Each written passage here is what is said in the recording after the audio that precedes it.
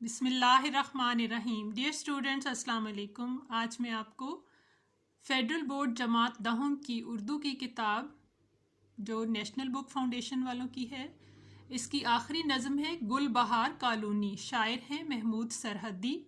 اشعار کا مفہوم اور تشریح کرواؤں گی۔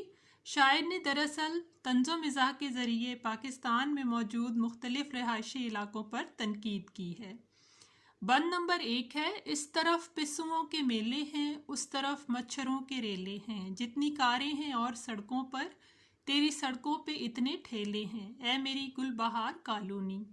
طنز و مزاح کا مطلب ہے، طنز ہوتا ہے تانا دینا اور مزاح ہنسی مذاق۔ حیت میں یہ نظم مخمس ترکیب بند ہے۔ مخمس ہوتی ہے ایسی نظم جس کے ہر بند میں 5 مصرے ہوں، اور ترکیب بند وہ ہوتی ہے کہ جس کا آخری مصرع ایک جیسا ہو، یعنی ٹیپ کا مصرع ہو۔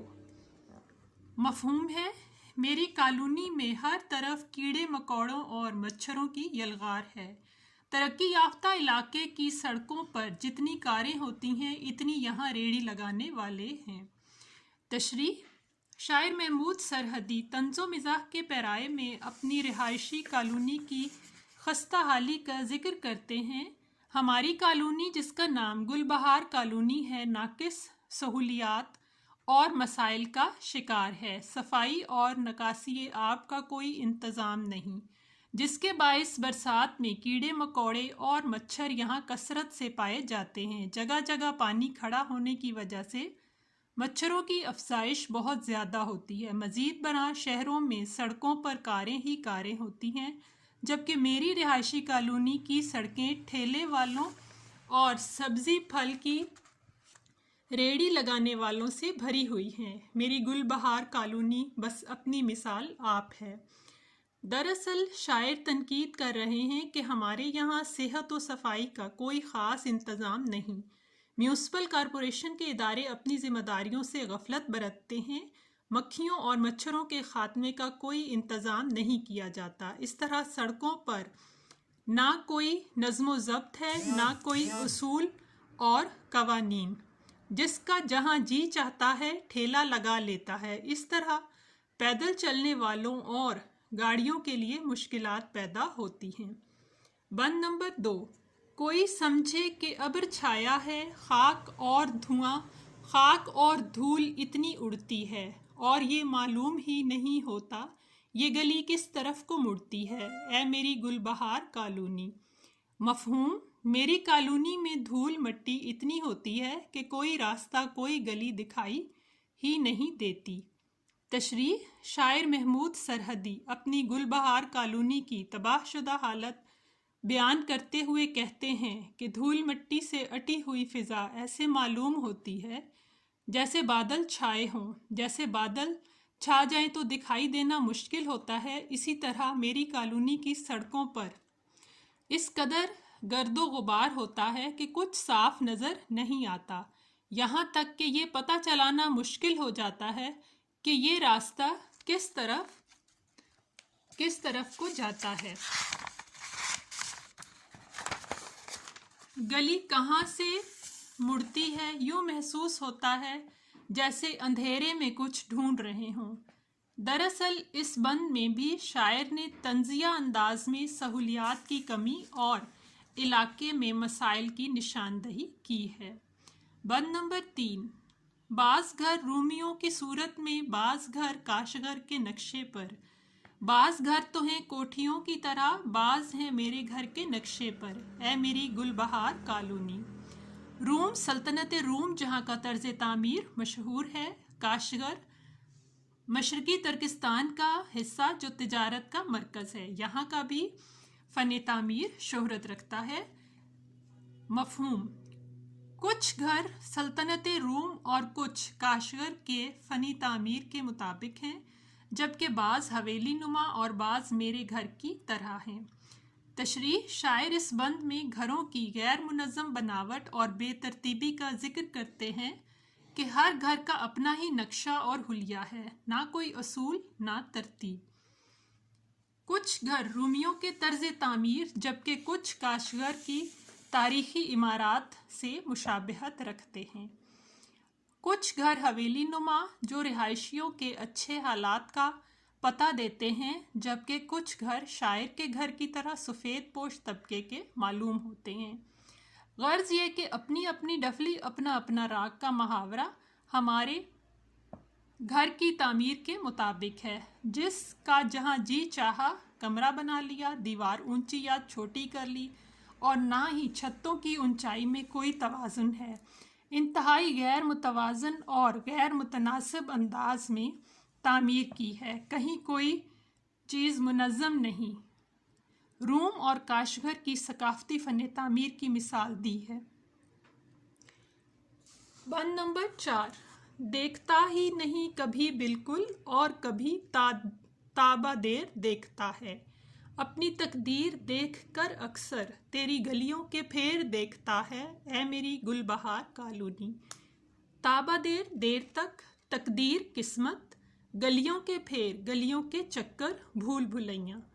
मफहूम, कभी तो हमारी कॉलोनी इंतहाई गंदी और ख़राब हालत में होती है, कभी इसकी सफाई कर दी जाती है, गोया मेरी किस्मत की तरह इसकी हालत भी बदलती रहती है।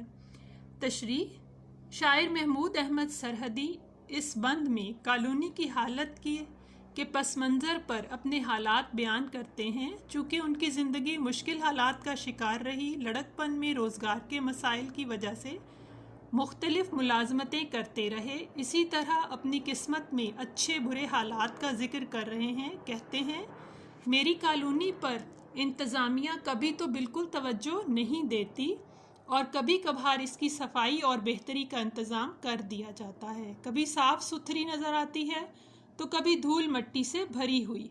बिल्कुल शायर की किस्मत की तरह बदलते हालात, उतार चढ़ाव, यानी मेरी कॉलोनी की हालत भी मेरी तकदीर की तरह यकसा नहीं रहती, मुसलसल बदलती रहती है।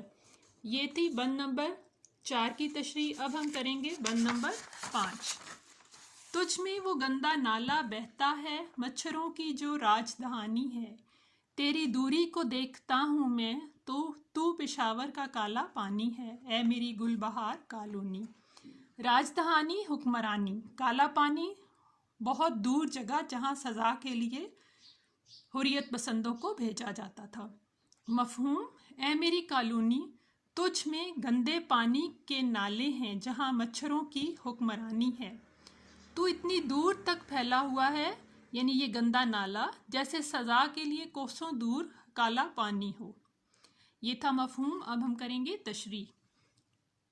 शायर महमूद सरहदी इस बंद में गुलबहार कॉलोनी के गंदे माहौल और ख़राब हालत का जिक्र करते हैं कि यहाँ मौजूद बदबूदार नाले मक्खियों, मच्छरों और जरासीम की आमाजगाहें गंदे पानी की नागवार बू जीना दोभर करती है। शायर का कहना है कि गुलबहार कॉलोनी पेशावर में वाक़या है और नालियों का गंदा पानी काला पानी महसूस होता है। दरअसल काले पानी की मिसाल शायर ने इसलिए दी है कि 1857 की नाकाम जंग आज़ादी के बाद आज़ादी पसंदों को बहरे हिंद में दूर दराज इलाके में कैद किया जाता था, इसे काला पानी कहते थे।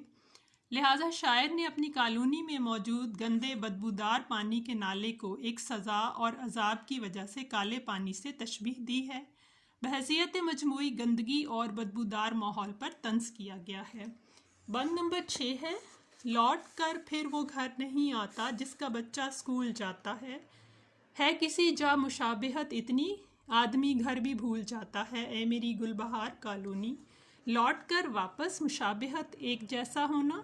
मफहूम, घरों की तामीर अगरचे गैर मुनज़्ज़म है लेकिन कुछ इस तरह मिलती जुलती है कि ना तो घरों की पहचान होती है ना गलियों की।